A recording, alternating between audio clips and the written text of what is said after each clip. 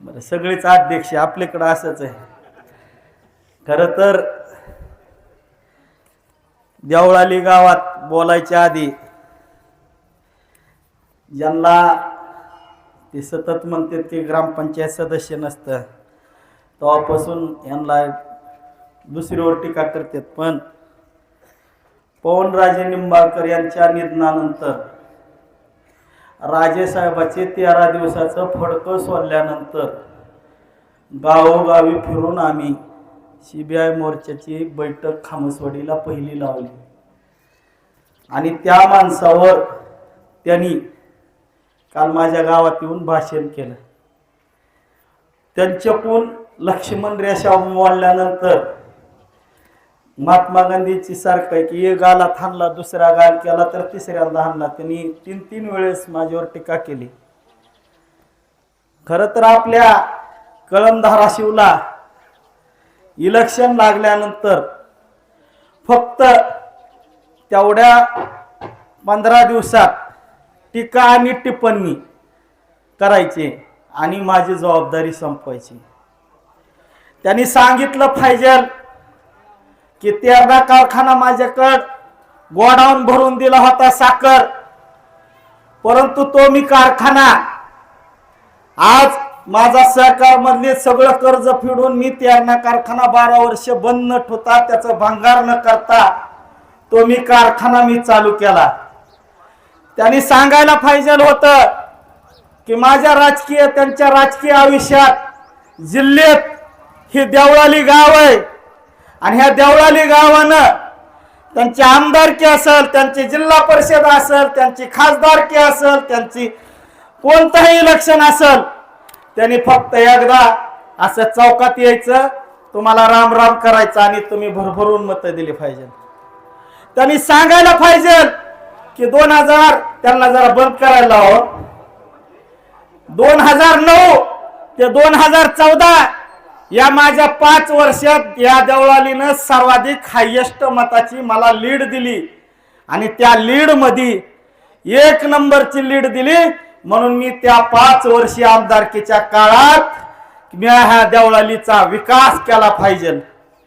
त्यांनी सांगायला पाहिजे की जरी देवळालीनं मला लीड दिली असली आणि दुर्दैवानं मी पडलो असेल त्यांच्या कर्तबगारीच्या, तरी सुद्धा दिवाकर रावते पालकमंत्री होते. त्यांचा 5 वर्ष पालकमंत्रीचे जे काही कळंब धाराशिव मध्ये निर्णय घ्यायचे ते सर्वाधिकार माझ्याकडे होते आणि त्या माझ्या अधिकारातून मी ह्या देवळालीचं ही काम केलं पाहिजे.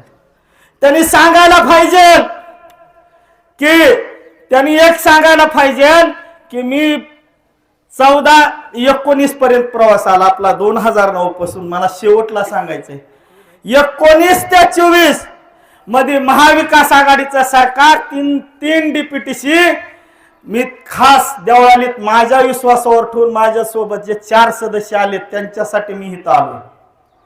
त्यांनी सांगायला पाहिजे की 3 वर्ष DPTC मधून मला देवळालीनं पुन्हा 2019 ला सुद्धा परत मला लीड दिली सर्वाधिक आणि लीड दिल्यानंतर मी 2019 ते 22 या 3 DPTC मधून ही सर्वाधिक विकास कामं मी तुमच्या देवळालीला दिलीत.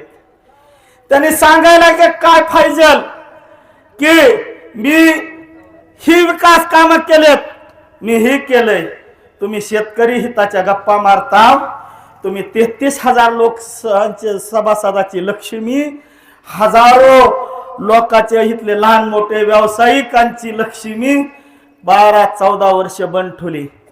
तुम्ही एक विचार करा 5 मिनिट, 13 कारखाना बंद, हातलाई नाही 5 मिनिट, सिद्धिविनायक कारखाना नाही, तडोळ्याचा SP शुगर नाही आणि जे कारखाने आहेत फक्त 13 बंद. आज आपल्या विहिरी ह्या तुडुंब पाण्यानं विहिरीन बोर भरलं, ह्या ऊस पिकून घालायचा कुठं? मामा तुम्ही ह्या वयात असेल इथं कुणीतरी गुराळाला गुळ घालून धारूरला गुळ घालीत होते म्हणून सांगत होते बैलगाडीनं गुळ न्यायचे गाठात डबल गाड्या लावून. पिढ्यानपिढ्याची ही वस्तुस्थिती आहे की भुसार पिकात शेतकऱ्याला काही नाही भेटत. त्याच्या जीवनात आर्थिक स्थैर्य हे फक्त ऊस पिकातून राहतंय.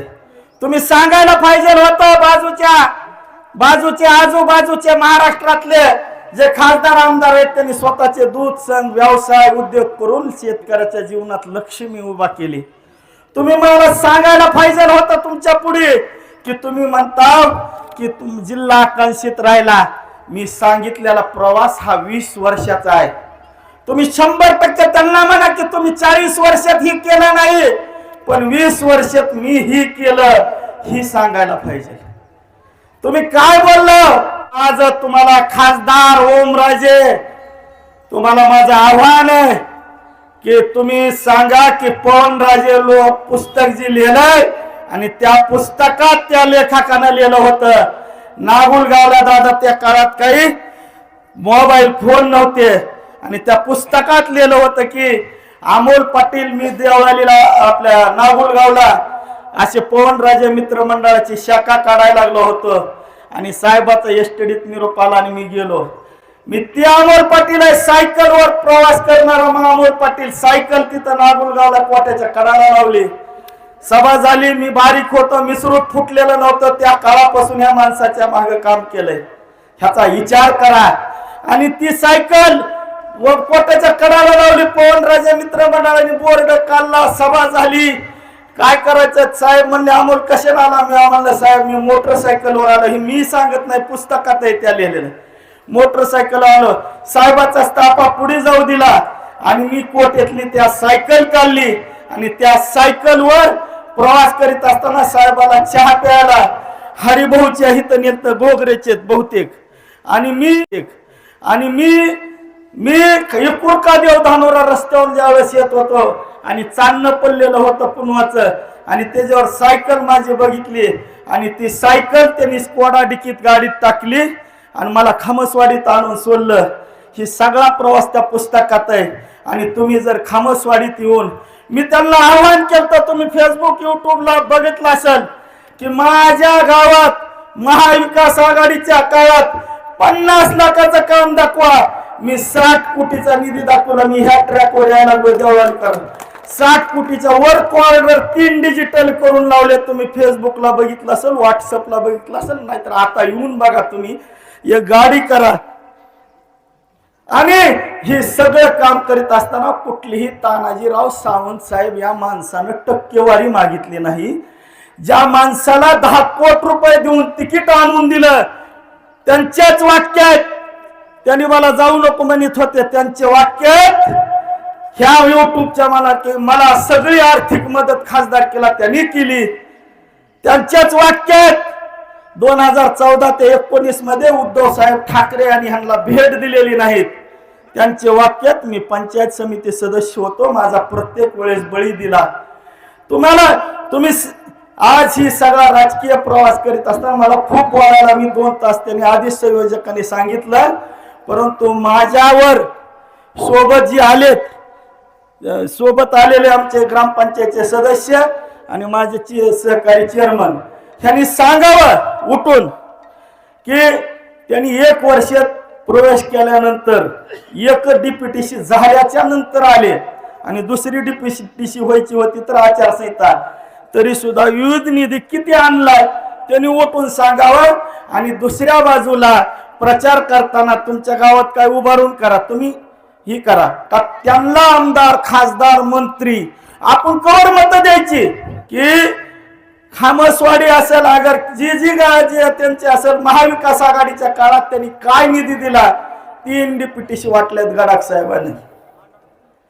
कोरोनाचं कारण सांगू नका, 3 डीपीटीसी वाटून तुम्ही 3 अर्थसंकल्प 2-3 काय काम केले ही लोकांना सांगा आणि हे करा, भावनिकतेच्या जीवावर होऊ नका।